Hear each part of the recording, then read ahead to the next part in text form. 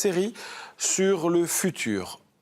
Que se passera-t-il dans notre futur ? En 2037, on se projette 20 ans en avant et on s'arrête sur les vêtements, avec nos vêtements qui connaîtront peut-être des spécificités spécifiques. Hein, Marion ? C'est clair, ça a spécificité spécifique, puisque la technologie et tout ce qui est dans ce genre-là a envahi le moindre coin de notre quotidien. Eh bien oui, le secteur de la mode n'a pas été épargné par l'arrivée de la technologie. Alors depuis quelques temps, pour le moment, nos vêtements sont toujours cousus avec du fil, une aiguille, des machines, mais maintenant, il y a déjà certains créateurs qui utilisent des imprimantes 3D pour faire des robes, par exemple. Donc voilà, ça existe déjà, c'est pas un futur si lointain que ça. Et puis, je ne sais pas si vous savez, mais il y a un terme qui désigne justement tous ces vêtements intelligents, ces vêtements connectés. Ça s'appelle le wearable. Le wearable. Wearable, avec l'accent français. Le wearable, quoi. Donc voilà, Le sirop de wearable. Non, Oui, c'est ça, Carlo. Oui, c'est bien. c'est pas grave. Non, mais j'ai essayé de copier Monsieur Sky. Non, vous ne pourrez pas rivaliser, c'est pas grave. Non, on a eu la dose de mauvaise blague aujourd'hui. Oui, non, c'est pas fini, crois-moi, c'est pas fini. L'émission est loin d'être terminée. On va continuer sur les vêtements connectés. Donc, le wearable. Voilà, ces vêtements, Françoise Walraven, ça a été à l'enquête, voir ce qui va se faire dans les années futures. Donc on va voir qu'il y a des choses un peu ludiques, des choses un peu inutiles, et puis surtout des choses qui sont quand même très intéressantes puisque ça pourrait sauver notre vie. Regardez. D'accord.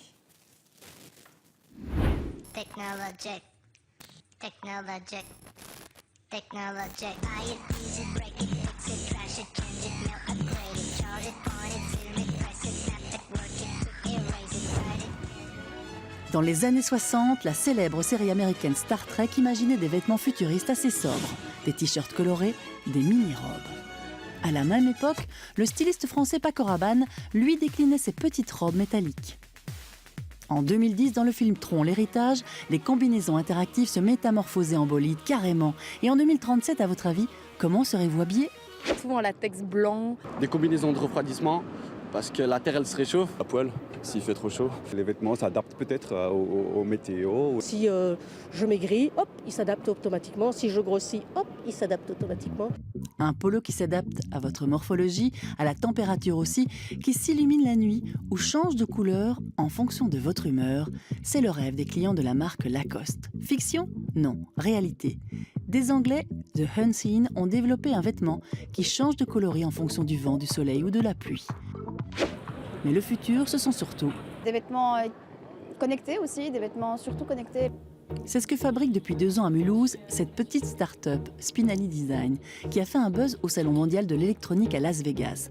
Marie est la créatrice de ces maillots de bain branchés.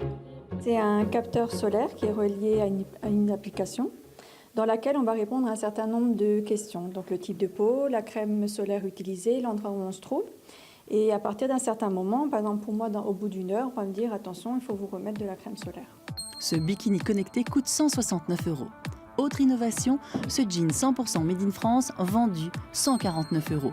Équipé de capteurs dans les poches, il vibre à droite ou à gauche en fonction du trajet effectué, une sorte de GPS porté à même le corps qui a des avantages. Pourquoi avoir du son quand on est seul, avoir son téléphone qui parle ? Justement, en fait, là, c'est se décrocher en fait, de son téléphone. En fait, c'est être connecté tout en étant déconnecté, si vous voulez. Du coup, là, on a vraiment cet avantage de pouvoir tout regarder, tout voir autour de nous. Les robes ont aussi des capteurs dans l'ourlet et permettent d'envoyer des courriels à distance ou encore... Il y a aussi une autre fonction qui est un peu marrante, c'est la fonction porte-moi. Donc en fait, cette robe, quand elle va voir qu'elle n'a pas été utilisée pendant un bon moment, en fait, elle va vous envoyer un message sur votre application en vous disant « ça fait un moment que tu ne m'as pas porté, il serait peut-être temps de me ressortir ». Certaines personnes pensent que c'est futile, d'autres personnes pensent que c'est ludique. Plus axé sur la santé et très connecté, Ralph Lauren a lancé en 2015 le Polotech au prix de 265 €. Équipé de biocapteurs, il enregistre toute une série de paramètres biomédicaux. Chez nous, la recherche est en marche aussi. Au CHU de Liège, des scientifiques sont en train de mettre au point un t-shirt qui transmettra aux médecins les paramètres vitaux des patients en temps réel. On est en train de sélectionner les bons fils pour faire ce t-shirt. Je pense surtout aux fils conducteurs qui vont servir à faire les capteurs dans ce t-shirt. Et puis, il faut que le t-shirt ait une forme tout à fait adaptée à la morphologie du patient pour que les capteurs soient bien en contact avec la peau. Un vêtement intelligent qui, dans quelques années, pourrait être porté même dans la rue. Tissus et fils sont en perpétuelle évolution. Depuis 2010, la styliste néerlandaise Iris van Herpen crée des matières grâce à une imprimante 3D qu'elle assemble ensuite. C'est de la haute couture, des pièces originales et uniques. Mais qui sait un jour, nous aussi, nous pourrons imprimer à la maison les vêtements que nous aurons rêvés la veille. On va revenir sur le bikini qu'on a vu dans le reportage et qui est là dans le fond du plateau, que vous n'avez pas voulu mettre. Non, désolé, il fait C'est à déplorer. un peu froid pour moi. Première aujourd'hui. étape dans les vêtements connectés. Spinelli Design ne compte pas s'arrêter là d'ailleurs, Marion. Voilà, c'est vrai, ils sont en train de travailler actuellement sur une nouvelle technologie avec le commissariat à l'énergie atomique de Grenoble pour justement, donc on l'a vu, le bikini a un petit capteur à l'avant qu'on sait enlever, mais là, ils voudraient vraiment intégrer ces capteurs dans les tissus du bikini. Alors, ils travaillent sur d'autres options. Ici, on l'a vu, c'était pour la crème solaire, pour envoyer un petit rappel, mais ils travaillent sur une option pour justement avoir une géolocalisation. Comme ça, si votre enfant se perd sur la plage, vous pouvez le retrouver un peu plus facilement. L'enfant qu'il faudra habiller en bikini.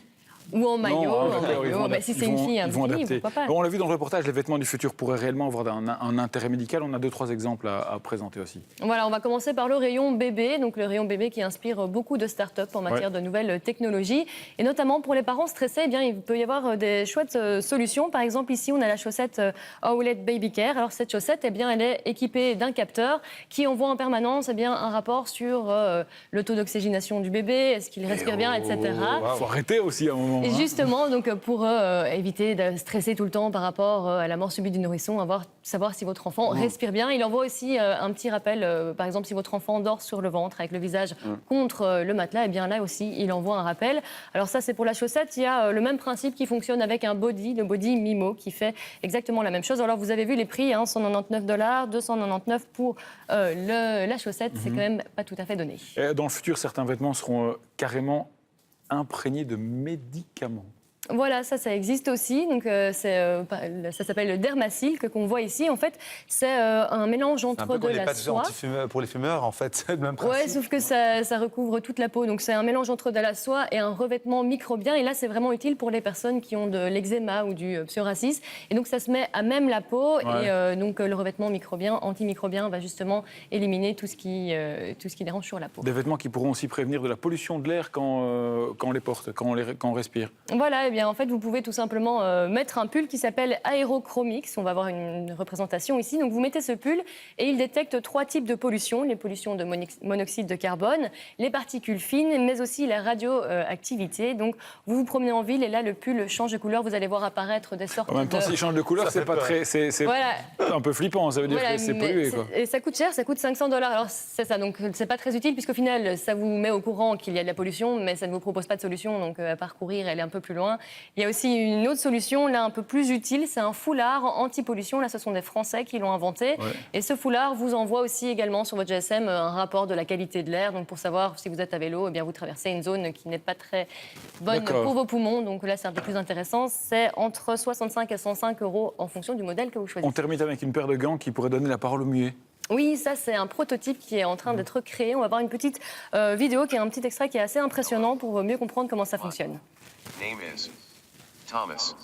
Donc vous voyez, il signe et ça traduit directement, instantanément, soit oralement, même par écrit. Pour le moment, c'est juste disponible en anglais. Et comme je le disais, c'est un prototype, donc ça devrait arriver dans les années futures. Ça, c'est bien, c'est utile. Franchement, c'est une bonne idée. Je ne vais pas dire qu'on a hâte d'être en 2037 ou dans les années à venir. Vivons au jour le jour, mais quand même, ça promet de belles innovations.